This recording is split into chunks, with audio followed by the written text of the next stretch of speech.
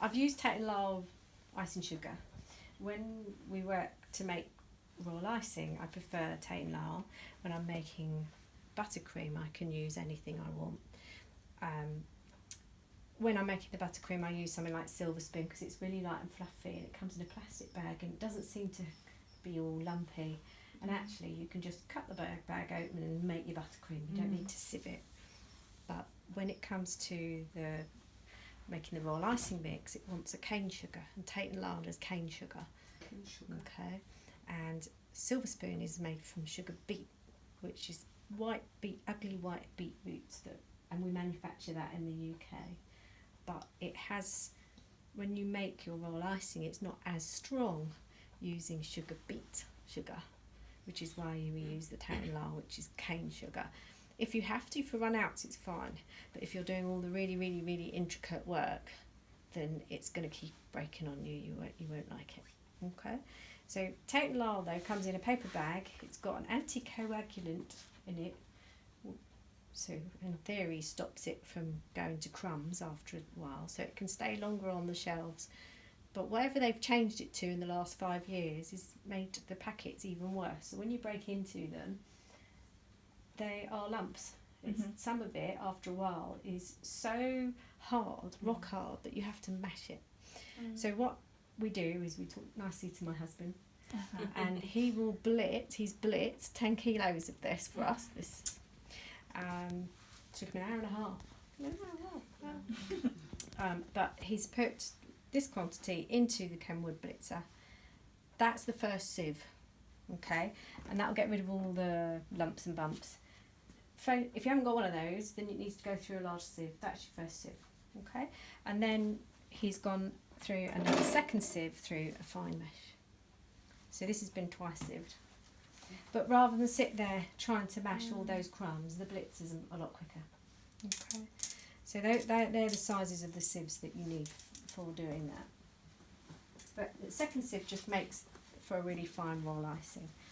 So then we've got to this stage, and now I'm going to you can put the whole lot in here, but I'm going to put half, or under half actually, because I think there's a kilo in here. I didn't like the question. Went away overnight last night, and I scrubbed the kitchen. I gave it a good clean, but you know all those invisible things that you don't think of doing, like, I knew you were coming, you see.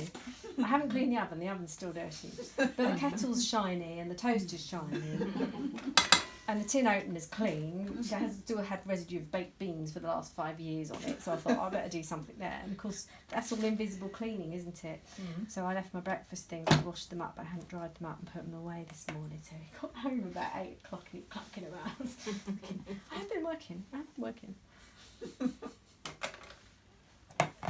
Just put all the breakfast things away that you haven't cleared up. So I know.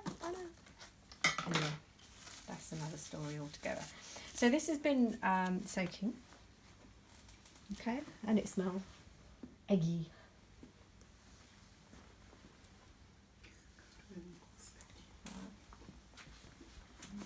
A bit scummy as well, but it's all goodness and we need it all.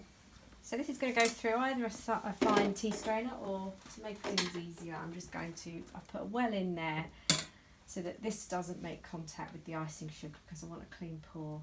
And that's all going to go in there, every bit of it, because this is your setting agent.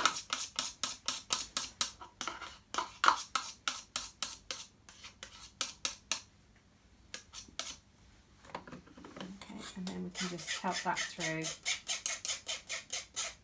Back with a teaspoon would be better. Where's my tea slides in there, isn't it? Is there one in the cup? Just make it quicker.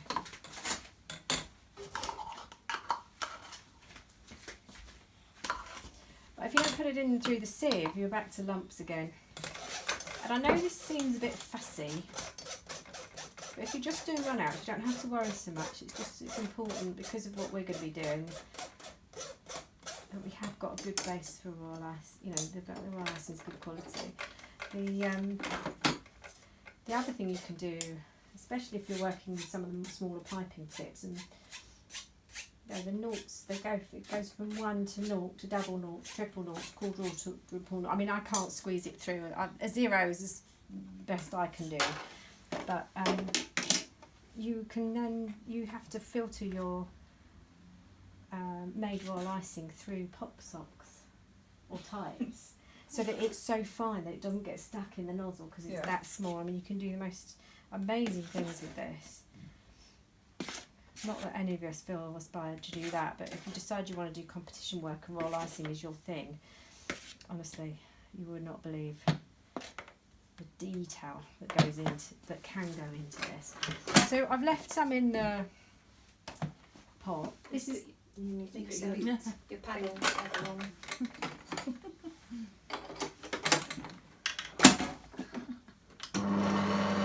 Everyone else knows me except for you, Jackie. I do know what I'm doing.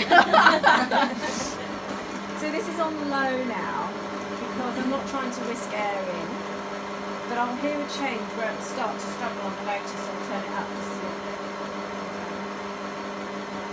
And this process now will only take between 5 and 10 minutes. I'm not going to make you watch all of this, but we may need to adjust by adding a little bit more icing sugar or a fraction more water, but at this stage I wouldn't do anything because more often you can hear it now. It starts wobbling. So we'll turn it up just a little bit to take you past that wobble. So it's only on half on this now. Because if we add air in at this stage, we've got to get it out and it starts to pile.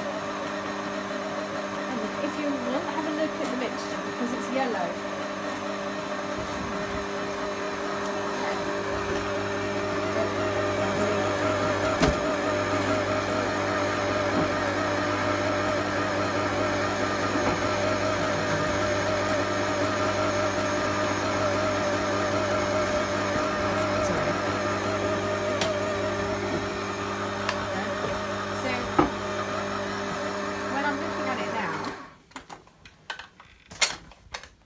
It's quite soft. It's nowhere near done, you can tell because it's got to go back to that colour. Okay, but I just through experience know that that's going to need a little bit more of the icing sugar. So we may as well just put it in now, bring it back to half speed.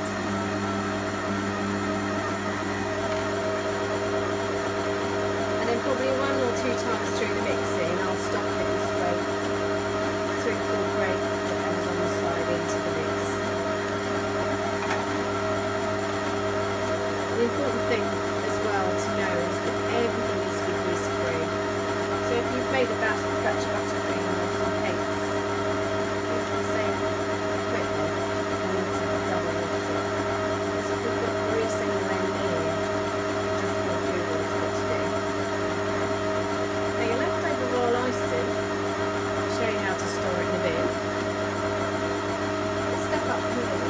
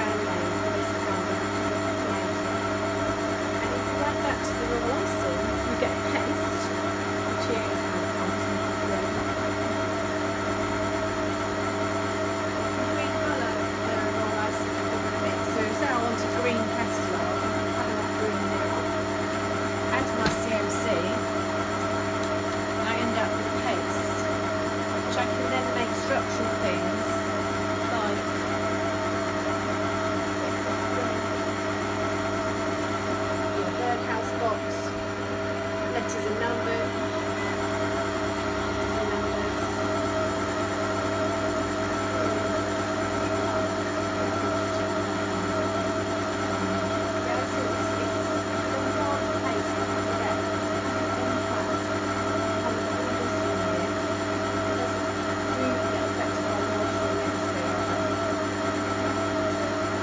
Do if we have some left.